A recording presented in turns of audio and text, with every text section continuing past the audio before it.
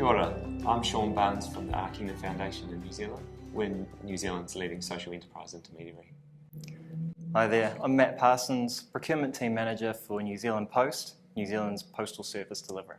And we're here today to talk about how Arkina and New Zealand Post have worked together to bring social enterprises into the New Zealand Post supply chain.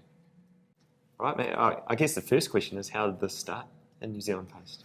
Yeah, good question. So it was August 2017 and our sustainability team came up to me and said, Matt, have you heard of social procurement? Do you know what a social enterprise is?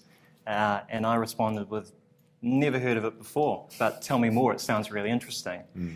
And after a conversation or two, I realised that we could use procurement for good, that we could actually create some positive outcomes from this. And so myself with the sustainability team put together a paper to our senior leadership team to get that buy-in from that senior level to say we want to embark on social procurement. Will the organisation support us in doing this? And we were really surprised at how quickly they said, yeah, look, this sounds like a really good idea and we'll be able to help you with this and we'll completely support this journey. And it wasn't too long after that we were at the Social Enterprise World Forum 2017 and our CE, Mr. David Walsh, made an announcement saying that New Zealand Post will contractually engage with 3 social enterprises over the next 12 months. I guess the key thing is this fits with the ethos of New Zealand Post, and you mentioned sustainability. Where does this park with sustainability? Yeah, sustainability is huge at New Zealand Post. It's integrated throughout everything that we do. We have the 3 pillars, which are people, prosperity and planet. And under the people pillar, we have community investment.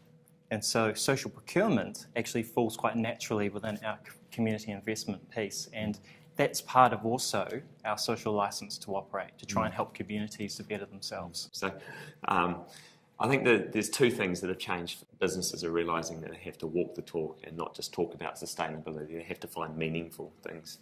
The other thing that's shifting as well is the fact that they're realising that businesses can have a deeper impact than just donating to charity and things like that. So social procurement's become a tool that's really powerful for a business to actually take action in the sustainability agenda. We also, as part of that process, went to Australia, and it was really interesting hearing from other companies who have taken this journey and the fact that it's a long game. It takes time, and you want to work with people who are willing to do this, even though there may be people who aren't and are sceptical. So that was a really important learning, and I think it really kept a lid on the ambition and the enthusiasm that we had initially at the start and kept it very real. It did keep it real, and I think that it was definitely the partnership that made it able to move forward as well. Because without that, we would have been probably floundering a little bit and wondering, where do we start? Where do we start with social procurement in New Zealand? How do we start to accelerate the growth of this market? So how did that really play out? Well, I think the first thing is that for myself and my team, our social conscience was rattled. Procurement was no longer just purchasing goods and services for the commercial gain. It was really took it to a new level and said, hold on, there's a moral and ethical, there's a value proposition here as well. And that was a huge alignment for myself, my team, and also New Zealand Post. So leading from there, we looked at how we can put together a roadmap and an implementation plan. And we very much used Arkina as well for that as well. It was that partnership approach that meant that we could build that roadmap and implementation plan to move forward, and it really set the scene for us. I think it was really interesting that the development of the implementation plan was very much a joint thing, which addressed the issue of you not knowing a lot about social enterprise and me not knowing a lot about procurement, and through exploring that together we actually learnt a lot and then moved on. Yeah, absolutely.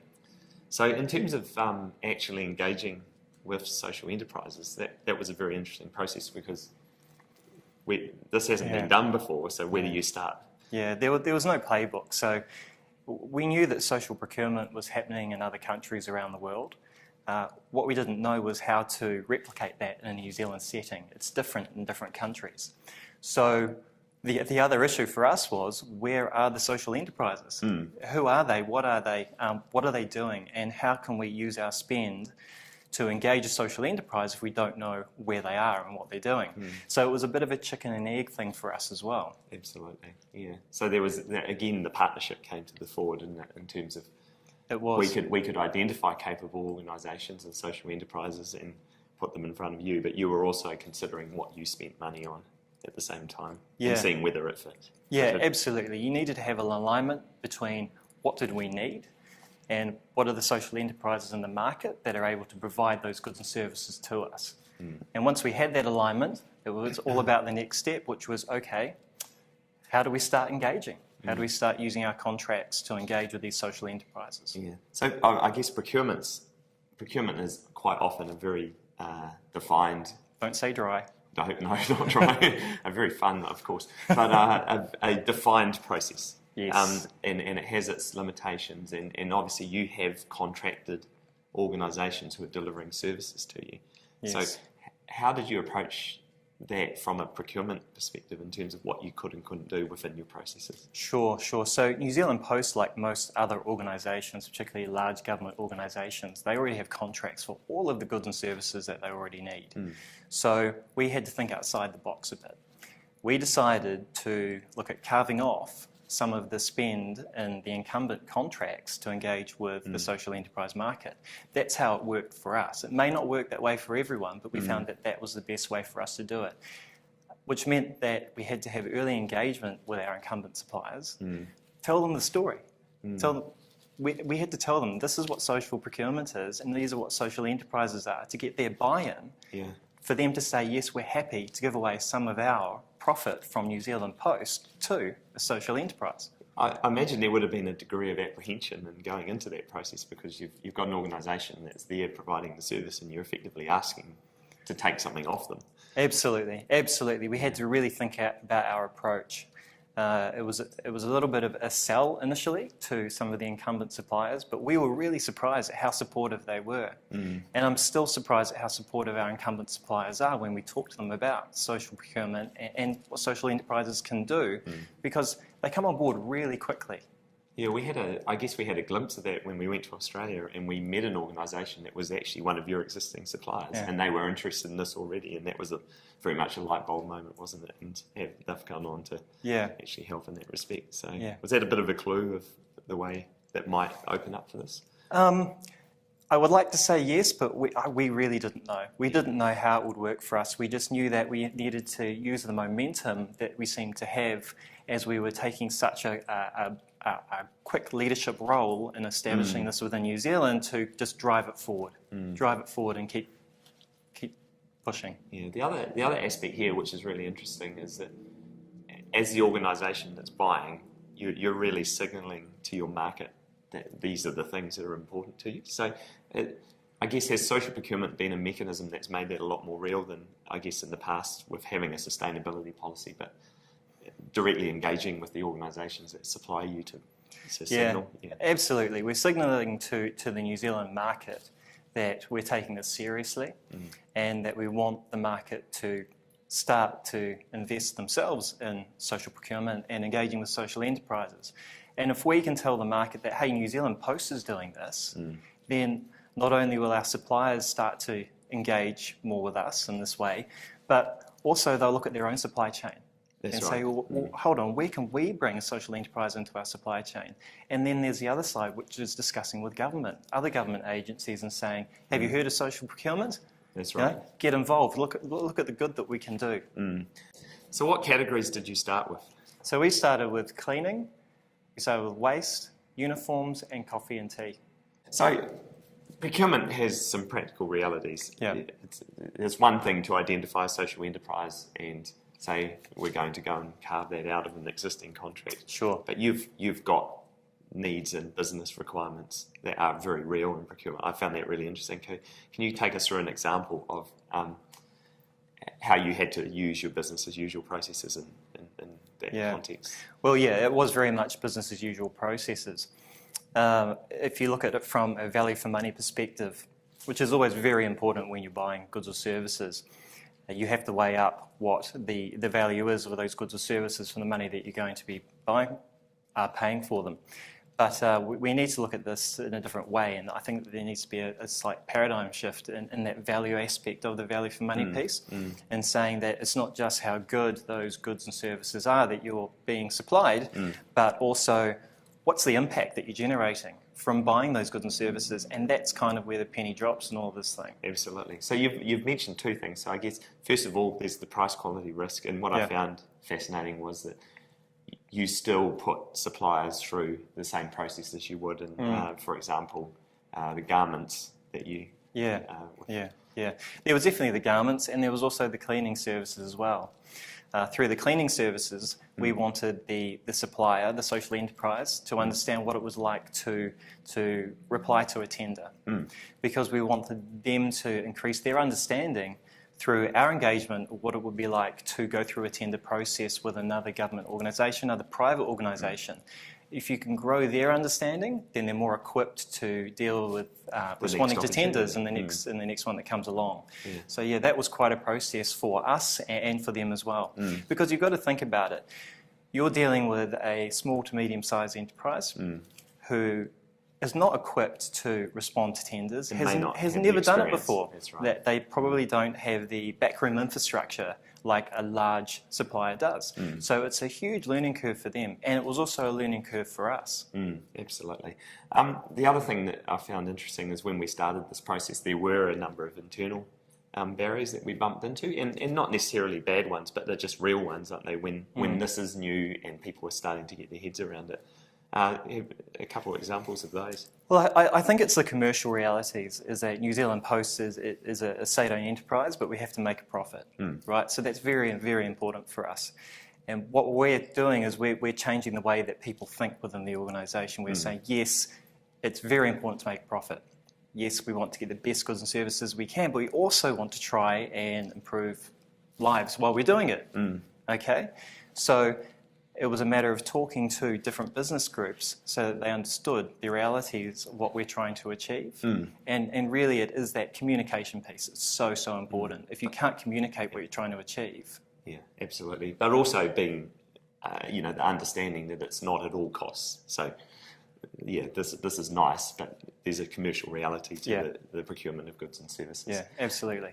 The other interesting thing is this process is starting to tease out who's actually out there from a supply perspective, and from our perspective as an intermediary, we know that there are a number of social enterprises we don't even know exist, who are providing services that we didn't even know exist. And for some of them, they're already in corporate supply chains, which is also, the corporate doesn't realise that. But you also raised the really important issue about a social enterprise being ready for procurement, and that is not only understanding how procurement works, but also how to respond to a tender, and also having the capability to keep responding to tenders in a better way. So it's very interesting. The second thing I wanted to pick up is we talked about the price quality risk and the fact that you made an organisation tender. How important is it to capture the additional value that a social enterprise generates? Yeah, the additional value or the impact that they generate is fundamentally important to us. The reason for that is that we need to ensure that we keep the buy-in from our senior management and also staff throughout the organisation. And the way to do that is to understand what the impact is that you have had through your spending with the social enterprise. Tell the story, and that's how you get people engaged and how you continue to get people engaged. Absolutely. There is very much a balance to this, isn't it? It's hard, but also not settling with it being hard, that you do need to keep pushing, but at some point there's some things that we have to let go because of the complications internally. Yeah, absolutely. I think looking at the roadmap, we had some priorities in year one, and some of those harder pieces were things that we needed to move out to year two and year three. Right. What's changed as an organisation? There's been some really fascinating things. So this started in procurement, and then it spread. It spread to sales. I found that was the most amazing thing to see. The engagement. Look, I think that comes back to that values alignment again. When people understand what we're trying to achieve, and there's a natural alignment with what they are trying to achieve themselves in life, that's when they get excited and they can see what's going on. So how it's filtered through the organisation, just quite organically and naturally with those people who are really interested in what we're trying to do. For instance, there is a chap in our sales team. I mean, Bruce in sales. Bruce in sales is amazing, right? That's right. And so he's so geared up for it, and he's put together a social enterprise sales team. What that means is that we're offering the best rate that we can to social enterprises, which would normally go to very large organisations, that rate. But it means that it lowers their overhead. It means that if we can lower the overhead for a social enterprise by giving them the best rate that we can, then they can put that money back into their purpose. And you mentioned that procurement's generally been about saving the organisation money, and then all of a sudden the integration with sales was making the organisation money. I know, it's just incredible, the journey and how that's just sort of organically happened. That was not on the roadmap. No. But it's just people who are really interested in trying to make a difference. And what I actually like about the way it's been very deliberate, the spread and the engagement of others, and it's now part of the story of induction for new staff at New Zealand Post. That's how powerful it's been, which is amazing. And that's an interesting point, is that people want to work for an organisation that they feel aligned to. And we're finding more and more the generation coming through into the labour force. They want to work for an organisation that they believe in as well. So telling the story in induction makes people realise that they're going to be working for an organisation that they can really, be proud of. Absolutely. What do you think are the kind of key things that we've learned over the last 12 months that would have some value to other people? First of all, analyse your spend and prioritise the categories that you think you're going to work with the social enterprise. That's number one, really important. Number two, engage with the business. Communicate with the business, let them know what you're trying to do. Get that buy-in early, because without that buy-in, you can't drive forward as much as you want to. And the third thing would be work with others that know what they're doing, who are already operating in the space, like a Kina, an intermediary that can help you to understand what you need to do to make this a success. But also work with the organisations themselves who you work with, the suppliers you already have. Yeah. So Sean, what are the 3 tips that you could give to a social enterprise wanting to engage with an organisation? Well, there's always got to be 3 key things. The first is to understand the realities of procurement and how the process works, and that sometimes there are no shortcuts. But if you don't know what you're dealing with, then how do you respond properly? The second point is to understand the buyer and what's important to the buyer, and if possible, start engaging with that organisation earlier. So the social enterprise talks to the person buying and understands what's important to them. But the third and probably the most important point is that this is a business transaction and that a buyer is buying something from the social enterprise. So you need to be able to front with that first. And then the second related to that is it's not only a commercial transaction, you need to be able to tell the story of impact at the same time. So, well, that brings us to the end of the unit, and we wish you every success in building social into your supply chains. Thank you for watching.